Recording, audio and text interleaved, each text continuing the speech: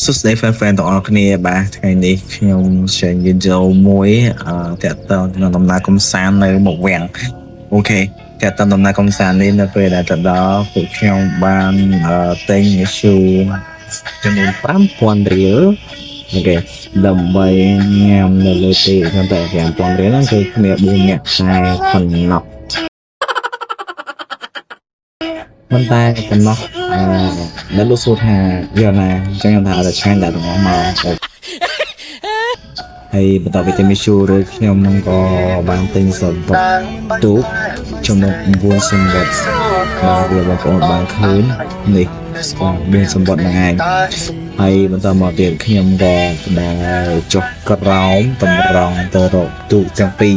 បងប្អូនជឿមើលថាតើទូកមួយណាដែលខ្ញុំត្រូវជិះខាងឆ្វេងឬមួយក៏ខាងស្ដាំចំណែកឯខាងស្ដាំមើលទៅថាជាស្អាតជាងមែនទេ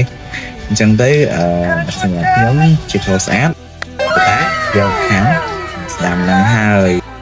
អូខេហើយមុនទៅក្រោយមកក៏បានឡើងជិះទូកចេញទៅបាទ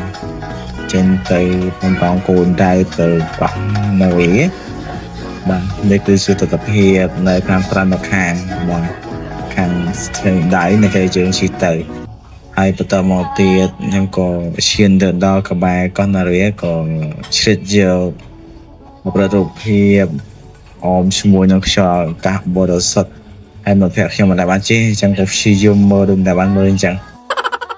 ហើយក៏កូនមើលតតដល់ចម្លងមួយបាទមកតែដឹកដំណើរហើយនេះគឺជាអាគារខ្ពស់ដែលខ្ញុំមិនដែលបានឃើញពីមុនទេដល់ពេលឥឡូវបានឃើញហើយបាទមើលតែពីចម្ងាយដល់ពេលឥឡូវទៅសឹងតែដល់ដោយសារតែជិះទូកដល់ឈ្នានោះដោយមើលតែអាគារខ្ពស់ស្អាតបាទហើយមិនតែប៉ុណ្ណោះយើងមើលបងប្អូននេះគឺជាសម្បត្តិដែលខ្ញុំបានទិញបាទចំនួន 5,000 រៀលបងប្អូនឃើញណាបាទនេះ 5,000 រៀលហើយបើសិនជាបងប្អូនពេលនេះអាចទៅគយគុណជីទូលេងបានដើម្បីលំហែអារម្មណ៍ការ stress អីចឹងទៅ